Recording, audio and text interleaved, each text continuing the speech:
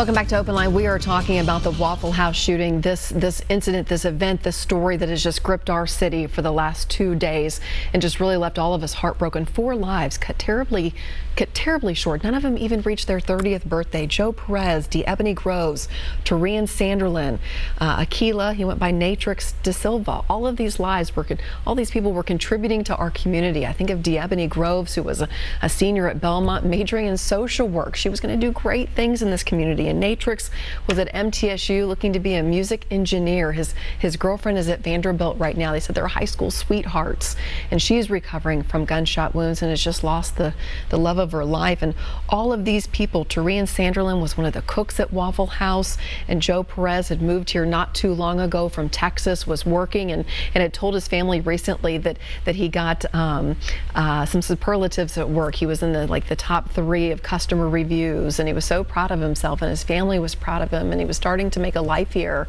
And all of these people are just gone now, just like that. Just like that. And I know a lot of you all want to talk about this and sort through this all together. Keenan is on the line. Keenan, thank you for being part of the show tonight. Thank you for having me. Sure. So, just looking at this, you know, it's kind of mind-boggling that that the parents were able to give him back the guns and nobody and them not be charged. Hopefully they'll charge the father, because he's just as guilty, if not more so.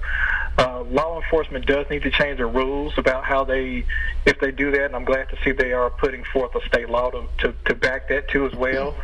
I think the other thing that's almost like a travesty too is that they're offering that man bond. We've had people kill one person and turn around and not get off the bond, but they're giving him a bond like they're giving him an automatic pass, because if the family has resources, he's going to get out. They could make that. They could make that. People. Yeah, I mean, I would be shocked if they did that, because my goodness, why would you bail out even your son who has just killed 4 people? You know, that's what you're accused of. But you know, if they have those resources, and I don't know if they do or not. I mean, we don't know their financial well-being at this point. But if they do, yeah. But you're right. There have been people who have killed people and get no bond. And here he is with a $2 million bond. Exactly, and there shouldn't be any exception for somebody that has more resources or the complexion of their skin. It should just be flat out, this is what it is and this is what it's not going to be. Yeah, you know what, I've covered the courts for a long time, and I think that is one thing that surprises a lot of people. There are a lot of not hard and fast rules when it comes to our judicial system. A lot of it comes down to a judge's discretion of what happens inside a courtroom, especially at these very beginning stages. But that's also why you have a lot of court hearings often back to back. Like, he'll be back in court on Wednesday for a more formal hearing. This was just in front of a magistrate judge. So on Wednesday he'll actually be brought into a courtroom if he's deemed physically able and stable enough to come, and secure enough to come. It's not a security issue. If not, they'll do it by video conference. But it is very curious. I'll be anxious to see what happens on Wednesday. Keenan, thank you for your call tonight. Stay tuned. We have Gay on the line too. Good evening, Gay. Hi. Hi, go ahead. Yes, I think that, number one, I agreed with that the person that was on the phone, that we should not be referring to any killer by name. Once the name is out, that's enough. We should continue to call them by the lowest meaning words that we can think of till he is convicted and sentenced. The other thing is, don't call them gentlemen. These people, don't call them Mr. We need to make them like the lowest people on so that they won't gain popularity on social media and the rest of it. My main problem is that Sean Hannity and Mark Levine have been on Fox Radio promoting a defendfamily.com, where they give away free guns. And I heard earlier today that the gun that was retrieved in the backpack was a Kimber.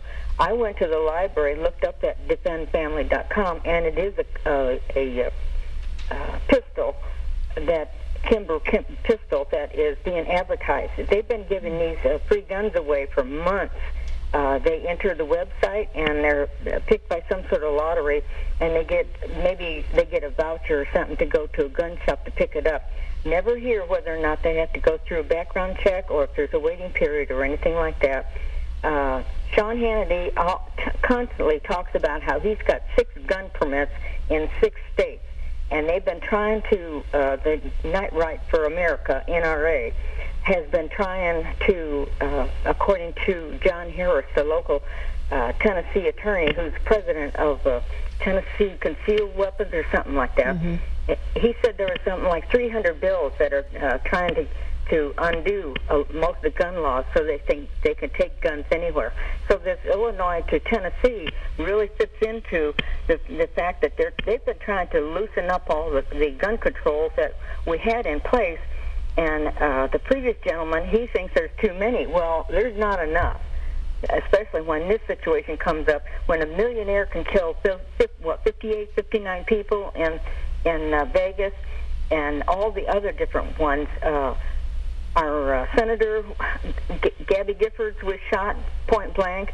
There's so many instances where we are not protected. I live in Kentucky, and every highway sign from Katie's back to Dover, Tennessee, has got buckshot or bullet holes in it. So I know there's guns everywhere. Sure. And it upsets me to see road raids where guns are allowed in cars and end up with somebody killed, a grandmother lose their grandchild in the back of her car when she gets shot at. I'm tired of having so many guns around. There was a guy that was in South Carolina. He was had other nefarious. He was into stolen products, and he was raided a couple of years ago. They had to fill 2 tractor trailers full of guns. He had taken in all kinds of guns. They lost count. It was well over 7,000 to 10,000 guns. You look it up under those words, and it will pop up as 10,000 guns seized. And they tried to return them to the owners. Now, if they're not registered, I heard on the news just a couple of days ago, there's an auction that's going to be going on, I believe in Tennessee, to get rid of a bunch of guns that have been seized and never returned to the owners or something like that. There's too many guns around. They can't keep track of them. Yeah, I hear what you're saying. Thank you for your call tonight. I think that no matter what side of the gun debate that you're on, there are tension. There is tension on both sides right now. There are high stakes on both sides right now. There's a lot of back and forth, and it doesn't seem like a lot of folks are able to find middle ground or find compromise or find a good way forward. And then we have stories like this that just fuel that debate, and needfully so. But we have to see where this goes and if it produces something worthwhile here in Tennessee, across the nation. We're going to take another quick break, but I know we have lots of folks on the line. William, Thelma, Bronson, even more. We're going to get to your calls right after this. Stay right where you are.